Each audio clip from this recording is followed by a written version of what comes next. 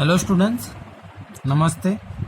कल वहन में मैंने तुम लोग को कुछ बेसिक्स जो होता है वो पढ़ाया था ब्लड के बारे में, रुधिर के बारे में, कि भाई रुधिर जो है वो दो चीज़ों का बना है, एक प्लाज्मा और दूसरा ब्लड सेल्स। ठीक है, अब आगे हम लोग कंटिन्यू करेंगे।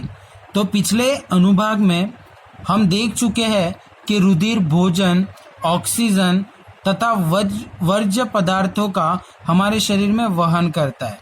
तो पिछले अध्यायों में 8 में 9th में हम लोग पढ़े हमारे शरीर में जो रुधिर है, ये रुधिर एक्चुअल में काम क्या करता है। तो हमारे शरीर का जो रुधिर है वो हम जो खाना खा रहे उस भोजन को, जो नाक से हम लोग ऑक्सीजन ले रहे उसको, और बहुत सारे वर्ज्य जो अलग अलग पदार्थ है, ठीक है, तत्व भी जो है उसका वहन कौन कराता है, तो उसका वहन कराता है रुधिर।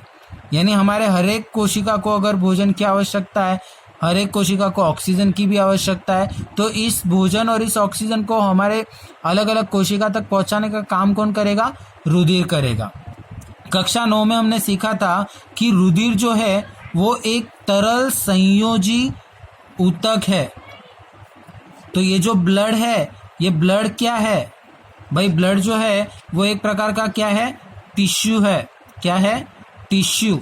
ये किस प्रकार का टिश्यू है, तो ये एक तरीके का तरल संयोजी ऊतक है। कैसा, तरल संयोजी ऊतक। तो याद रखना, ब्लड कैसा है, तरल संयोजी टिश्यूज का बना होता है, जो कैसा होता है, तरल होता है, यानी लिक्विड फॉर्म में होता है। रुधिर में एक तरल माध्यम होता है जिसे प्लाज्मा कहते हैं। कल ही मैंने तुम लोग को बताया था ब्लड दो चीजों का बनाता है, एक प्लाज्मा और दूसरा हम लोग बोलता है कोशिका। तो इससे प्लाज्मा कहते हैं, जो तरल माध्यम होता है रुधिर में उसको प्लाज्मा कहते हैं। इसमें कोशिकाएं निलंबित होती है और इसी में क्या होती है, कोशिकाएं भी होती है।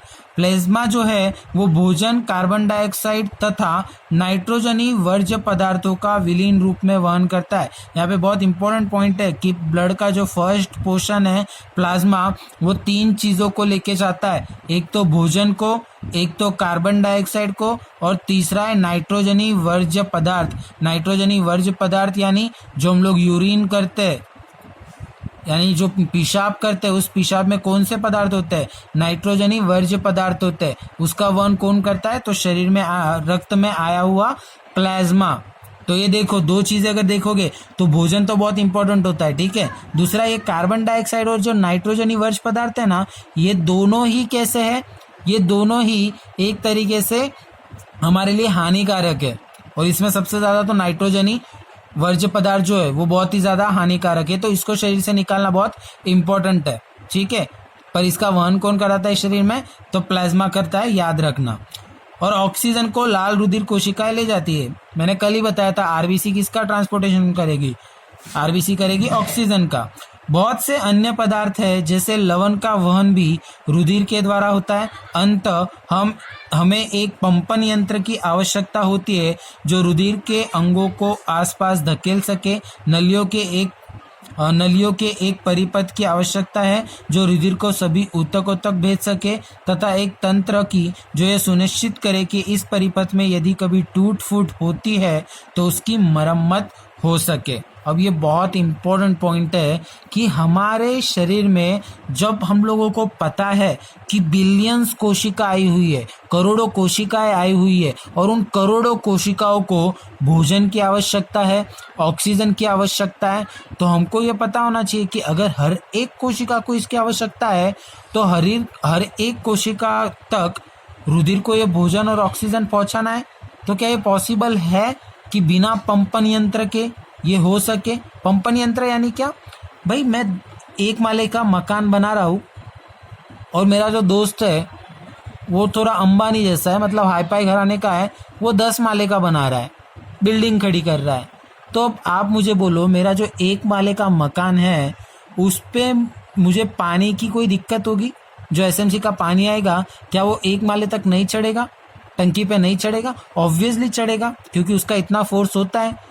बट क्या वो 10 माले की जो बिल्डिंग है उसके टेरेस पे जो टंकी रखी है, क्या एसएमसी के पानी में इतना फोर्स होगा कि वो पानी 10 माले के ऊपर जो टेरेस है उस पर जो टंकी है उसमें पहुंच पाए?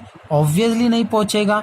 तो उस दोस्त को क्या करना पड़ेगा, उस दोस्त को उसके बिल्डिंग में पंप डालना पड़ेगा, पंप लगाना पड़ेगा। ठीक है ना। क्यों पंप? क्योंकि पंप में जो पानी आएगा एसएमसी का, वो पानी जैसे ही पंप में जाएगा, पंप उसको क्या करेगा, एक स्पीड, एक गति प्रोवाइड करेगा, जिस गति की वजह से वो क्या होगा, टेरेस की टंकी तक जाएगा। सेम उसी तरीके से हर एक कोशिका तक भोजन तथा ऑक्सीजन अगर पहुंचाना है तो हमारे शरीर में भी पंपन यंत्र होना चाहिए, यानी पंप होना चाहिए। तो वो पंप कौन सा है? वो पंप है हृदय। अब हम लोग पढ़ेंगे हमारा पंप हृदय। अब पंप पर से तुमको पता चल गया होगा कि हृदय का काम क्या होगा, ठीक है। देखो एक बात क्लियर रखना माइंड में, हार्ट जो है, हृदय जो है, वो ब्लड को शुद्ध नहीं करता, ठीक है। रक्त के शुद्धिकरण का यहाँ पे कोई लेना देना नहीं है भाई। ब्लड सिर्फ एक पंप है। क्या है? सिर्फ एक पंप। वो फिल्मों को भूल जाओ, सीरियल को भूल जाओ, टिकटॉक के वीडियो को भूल जाओ। हमारे दिल का सिर्फ काम है धड़कना। वो धड़क रहा है ना ऐसे, तभी क्या हो रहा है, पंपिंग कर रहा है वो, पंपिंग। यानी जैसे ही वो अगर इस स्टेज में है, ठीक है, और वो ऐसे कंटिन्यूसली होता है कि नहीं? तो जब हार्ट ऐसे होता है तो हार्ट के अंदर का जो रक्त होता है वो क्या हो जाता है, बाहर निकल जाता है। और जब हार्ट ऐसा हो जाता है तब शरीर के अलग हिस्सों से रक्त क्या हो जाता है, हार्ट में आ जाता है। इसको डिटेल में हम लोग समझेंगे। तो हमारा पंप हृदय जो है वो एक पेशीय अंग है जो हमारी मुट्ठी के आकार का होता है। हृदय का तुम लोग को याद रखना है कि हृदय जो है वो एक कैसा अंग है, पेशीय। और वो कैसा होता है, तो जो हमारी मुट्ठी होती है उसके आकार का होता है।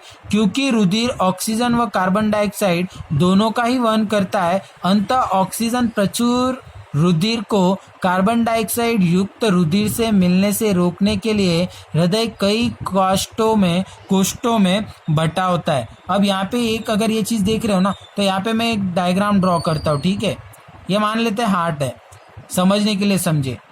हाँ तुम लोग वैसे बहुत ज़्यादा समझदार हो, पर ऐसा डायग्राम कहीं बोर्ड में मत ड्रॉ करना, समझाने के लिए समझा रहा हूँ। अभी ये हार्ट है ना, इस हार्ट को मैं डिवाइड कर रहा हूँ 4 हिस्सों में। देखो ये 1, ये 2, ये 3 और ये 4 हुआ। ये 1, ये 2, ये 3 और ये 4।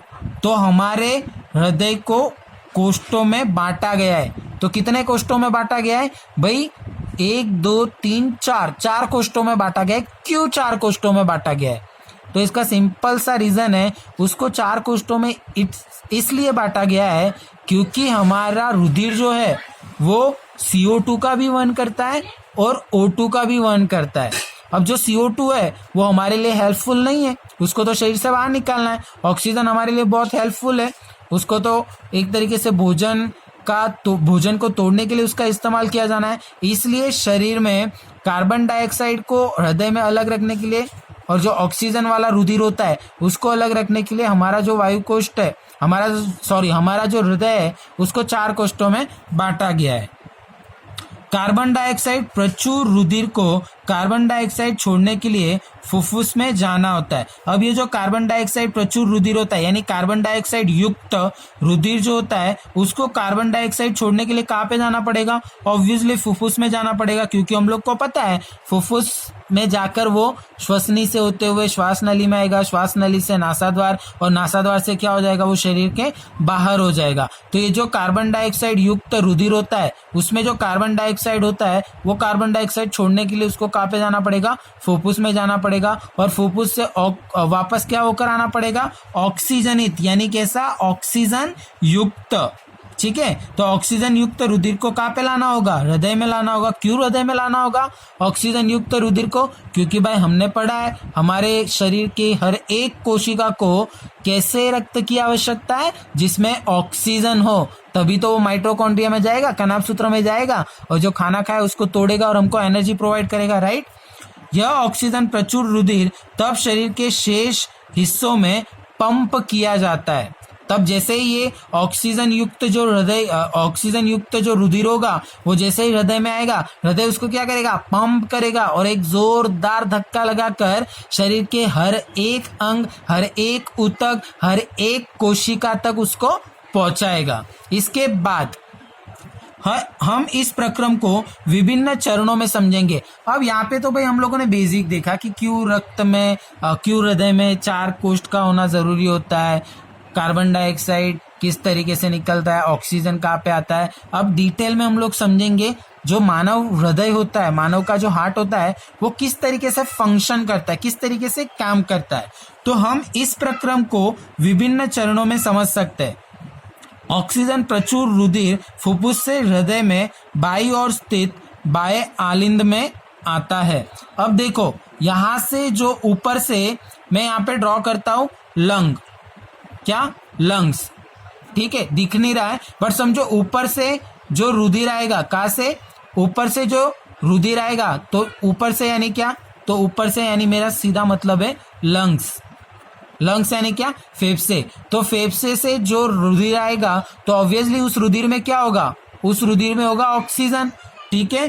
तो ये जो रुधिर होगा वो सबसे पहले आएगा कहाँ पे, हृदय के बाईं ओर स्थित एक कोष्ठ में जो है कौन सा, बायां आलिंद। तो सबसे पहले जो फुफ्फुस शिराएं होगी वो क्या करेगी, तो ये फुफ्फुस शिराएं जो होगी वो लंग्स से ऑक्सीजन युक्त रुधिर को हृदय में लाएगी और बाएं आलिंद में रखेगी। अब जब बाएं आलिंद में रुधिर एकत्रित होगा तो बायां आलिंद जो है वो कैसा रहता है, शिथिल रहता है। कैसा रहता है, शिथिल। शिथिल यानी क्या, तो शिथिल यानी ऐसा, ठीक है।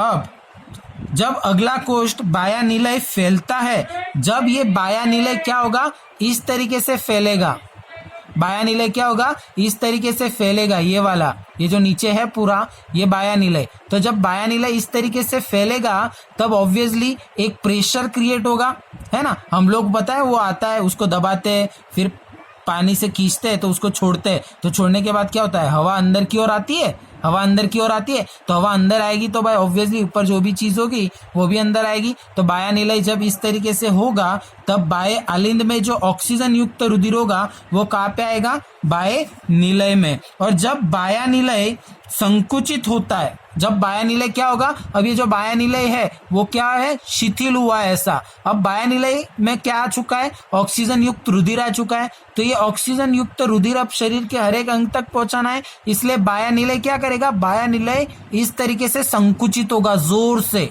बायां निलय इस तरीके से क्या होगा, संकुचित होगा। और जब वो इस तरीके से संकुचित होगा तो उसके अंदर का जो भी मटेरियल होगा वो पास आउट होगा, एक फोर्स से बाहर निकलेगा और शरीर के हर एक कोशिका तक क्या होगा, पहुंचेगा।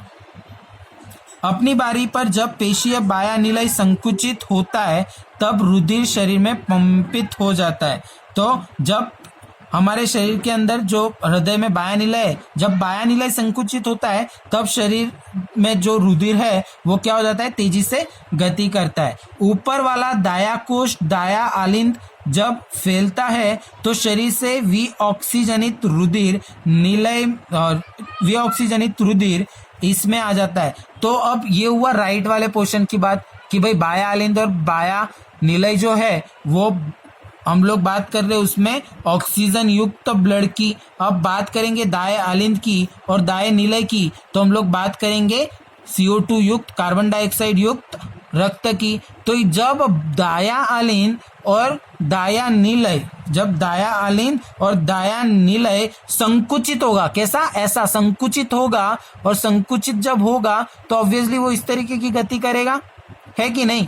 तब क्या होगा, तब शरीर के अलग अलग अंगों से कार्बन डाइऑक्साइड युक्त रक्त जो है वो कहाँ पे आएगा, दाएं आलिंद में और दाएं निलय में, ठीक है। अब देखो यह रुधिर को दाएं निलय में स्थलांतरित कर देता है, जो रुधिर को ऑक्सीजनीकरण हेतु अपनी बारी पर फुफ्फुस में पंप कर देता है। तो दाएं निलय में आएगा, दाएं आलिंद में से कार्बन डाइऑक्साइड युक्त रुधिर जो होगा वो कहाँ पे आ जाएगा, दाएं निलय में। दाएं निलय उसको क्या कर देगा, फुफ्फुस में स्थानांतरित कर देगा। क्यों, क्योंकि उसको ऑक्सीजनीकरण करना है, यानी उसमें ऑक्सीजन डालना है, ठीक है। आलिंद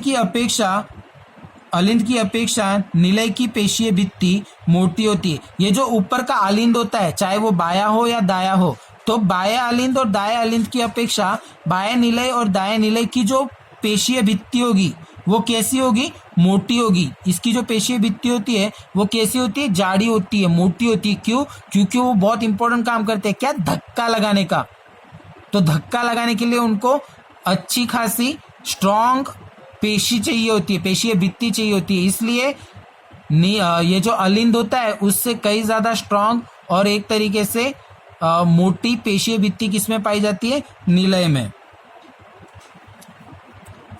जब अलिंद या निलय संकुचित होता है तो वाल्व उल्टी दिशा में रुधिर प्रवाह को रोकना सुनिश्चित करता है। और ये जब अलिंद या निलय संकुचित होता है तो वाल्व क्या करेगा? तो यहाँ पे तुम लोग ये देख रहे हो ना, ये है वाल्व।